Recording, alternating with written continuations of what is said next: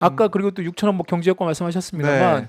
결국은 6천억 경제 효과는 우리가 우리 돈을 쓰고 더 효과를 만드는 것 같은 효과가 돼버린 거죠. 우리가 지금 우리가 지금 막 재정 쓰고 있다. 재정 지출 안 한다고 했지 않습니까? 네. 이게 지금 사실상 간접적인 재정 지출 되고 있는 게 아닌가라는 생각도 들어요. 재정 건전성 얘기하고 세수 펑크가 난 상황에서 어떻게든 네. 아낀다고 했는데 제대로 투입을 예산을 잘 적재적소에 적시에 못하다 보니까 이렇게 또 따로 돈이 들어가고 대기업도 아니 뭐 고생하고 있네요. 그럼요. 대기업도 지금 이거 지금 뭐 말 그대로 이거 각종 생각지도 않았던 무슨 뭐 이온 음료 10만 개부터 해서 각종 무슨 뭐 예?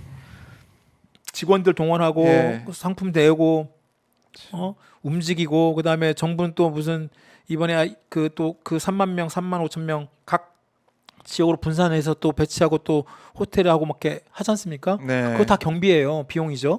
그 비용 다 처리해야 될 겁니다. 아까 천대 버스 운영 그다음에 다 그거 다 비용이죠. 비용. 뭐 이렇게 이제 경제 활성화를 하려고 그렇게 될 수 있죠. 돈을 쓰는 그런 모습일 수도 있고. 저기 아까 그 어제 일부 그 보도 나왔습니다. 제가 가져온 원 중에 서울시 자치행정과에서 각 내려다보는 어제 그 이게 있지 않습니까?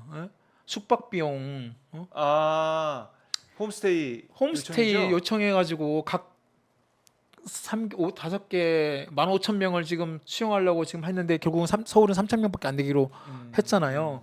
이렇게 만들어서 보냈다는 거 아니에요. 그리고 네. 밑에 보면 숙박비 1박당 15만 원, 2인 1실 기준, 식비 1인당 5만 원, 식비 한 끼당 15,000원, 3끼 간식비 5,000원. 그렇게 해가지고 홈스테이 해가지고 네. 빨리 해서 하려고. 근데 저것도 정말로 생각이 없는 게 아무리 네. 급하다고 그러지 스카우트 잼버리 계속 된다면서요. 잼버리는 야영. 2명씩 움직이고 찢어놓는 게 아니에요. 대원들 같이 있는 같이 건가요? 움직이고 같이 그렇네요. 있는 예. 있는 거거든요. 이걸 2명씩 찢어놓고 무슨 그 잼버리 계속 합니까? 그리고 예. 홈스테이도 아무나 그 삶을 받을 수가 없어요. 외국 사람들은 홈스테이 들어갈 때 그 상대방이 어떤 사람인지 그 사람의 신원 이런 부분들이 보고 들어갑니다. 우리나라처럼 우리 열어줄게 들어와 라는 게 아니에요. 그게 외국의 어떤 서양식 그런 문화나 이런 분들과 전혀 다르죠. 네. 그런데 저렇게 무작정 각 서울시에서 네. 그리고 일단 비용은 저렇게 한 다음에 나중에 비용은 뭐 행정부에서 뭐 자체적으로 나중에 일단 구 예산을 한 다음에 행정부에서 뭐 일괄 저기 행안부 특별교부세로 사후 정산할 거다 저렇게 했는데 행안부에 또 반대 저게 우린 저런 계획이 없다. 저런 거 없다라고 또 반박했죠. 네. 그러니까 얼마만큼 이 사업이나 아니면 행사나 이런 것들이 주먹구구식이고 즉흥적이고 전혀 준비 없이 예. 상징적으로 보여주는 거죠.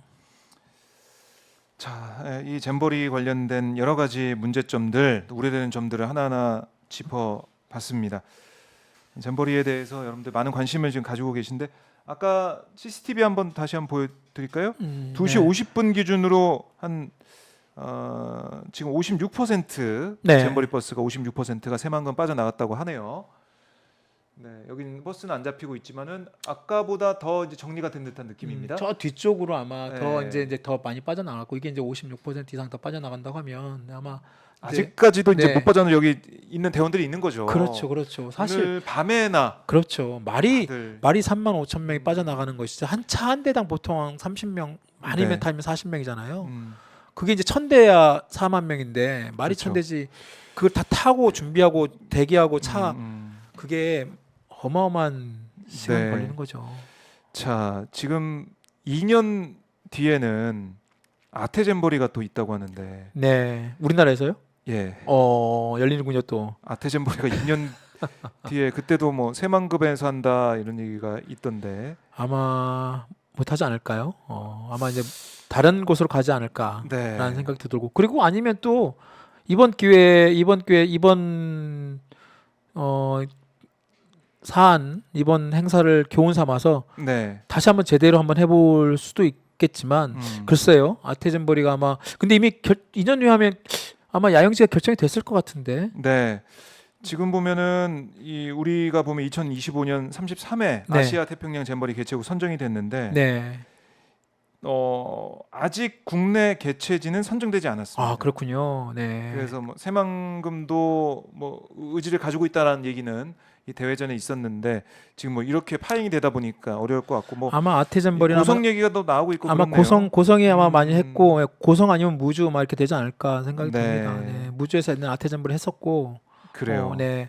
그리고 이번에 아태전벌 하면 또 윤석열 대통령 안 가겠죠. 아태 네, 정도는 네. 안 갈 겁니다 아마. 그래요. 네, 또 전북도는 올해 세계 잼버리 수습에 매장하고 있는 만큼 아태 잼버리 대회 유치 여부에 대해서는 아직 그런 계획이 없다라고 또 말을 아끼고 있다라는 보도도 나오고 있습니다. 네. 아태 잼버리 우리나라에서 열리는 건 이제 확정이 된 거고 2년 뒤에 네, 네. 어디서 열릴지 모르겠지만 준비를 정말 철저히 잘해야 되겠습니다. 그렇습니다. 네. 네. 아태 전벌이는 2년 뒤에 네. 다시. 네. 아시아 태평양 전벌이는 네, 인원수는 이 정도는 아닙니다. 제가 그때 했을 때도 보면 그때 한국 잼버리랑 같이 네. 아태 잼버리 했어. 그때 아시아 태평양 지역 제가 아마 뒤늦게 이제 저도 이제 그게 기억이 잘 안 나서 한번 제가 찾아봤어요. 네. 그랬더니 지금 그 남아 있는 그 자료를 보니까 그 당시 아태 잼버리 때 제가 참가했을 때 아태 잼버리 그때 아시아 태평양 대원들이 한 1,000명 정도 왔대요. 아, 그리고 그래요? 예, 1,000명 정도 왔고 한국 잼버리 한국 대원들이 한 10,000명 정도. 그래서 한 우리나라에서 전체 한 13,000명 정도 구매했다는데 10,000명에서 20,000명 사이가 되겠군요. 네, 아마 이제 이번 아태 전벌이는 아마 그 정도 거기서 좀 더 많지 않을까요? 그래서 네. 이 정도 세계 잼벌이 좀 차원이 또 다르고 지역 잼벌이니까 네. 알겠습니다. 자, 저희 뭐 시청자분들도 많이 좀 안타깝고 이제 화가 나는 그런 심정들을 많이 이제 말씀을 하고 계신데 무슨 6천억 더 들게 생겼다 이런 지적도 하고 계시고 그러니까요. 네. 참 이 여러 가지로 이 상황 자체가 우리나라 이제 국격에 영향을 미칠 수도 있다. 잼버리 끝나면 참가국들 소송 들어올 것 같다. 뭐 이런 의견도 주고 계시고 그래요. 이 후폭풍이 또 있을 것 같아서 맞습니다. 이 부분도 저희가 정리를 해드리고 정말 다시 한번 그 말씀을 좀 드리고 싶은 거는 이 잼버리에 대한 그 최소한의 제대로 된 인식을 좀 우리나라 정치인들 특히 좀 제대로 좀 알았으면 좋겠고 네, 이게 세계적인 행사이고 단순 어떤 청소년 문화 행사라고 치부해서 여기 온 대원들에게 같이 뭐 K-팝 공연만 제대로 하면 뭐 모든 게 다 해결될 것처럼 얘기하고 그런 인식으로 바라봐서는 절대 안 될 거라는 생각이 네. 듭니다. 아까 말씀드린 것처럼 잼버리 정말로 그 156개국이라는 나라가 정말 어마어마한 나라지 않습니까? 거기 올림픽에 버금가는 숫자의 네. 학생들과 지도자들이 오는 거거든요. 그렇죠. 그리고 그런 다양한 국가와 그다음 다양한 인종의 청소년들과 지도자들이 모여가지고 서로 토론하고 또 같이 어떤 과제를 수행하고 또 그 과정에서 또 서로 연대하고 교류하고 네. 상대방에 대해서 존중하고 배려하고 그런 것들이 배우는 어떤 그런 그런 학습의 장이거든요. 그리고 그런 걸 경험하는 그런 장을 주최하고 하는 것이 굉장히 큰 국가의 큰 행사고 그게 자부심이 되었는데 네. 오히려 아까 말씀하신 것처럼 다른 나라에서 이미 영국, 프랑스 이런 잼버리 나름대로 역사 있는 특히 영국에 저는 이 영국에서 이번 이 한국 잼버리 그 새만금 잼버리에 대한 그 비판적인 그런 내용들을 보면 정말로 너무 국가적 수치라고 외부에서 그렇게 딱 평가를 끝낸 거 자체가 정말로 아까 말씀드린 것처럼 초반에 말씀드린 것처럼 네. 야 하루아침에 우리나라가 이렇게 후진국이 됐나라는 생각이 들었고 마지막으로 저희가 옛날에 또 한번 그 그림 하나 한번 보여드릴게요. 네. 저희 찐경제 항상 지금 이건 반복해서 보여드려야 될 것 같아요, 진짜. 네. 이게 작년 1년 전에 이코노미스트라고 영국 이코노미스트 되게 유명한 그 경제 중간지 있잖아요. 네. 거기서 지금 윤석열 대통령에서 한 얘기가 있지 않습니까? 예? 한국의 윤석열 대통령은 기본부터 배우라.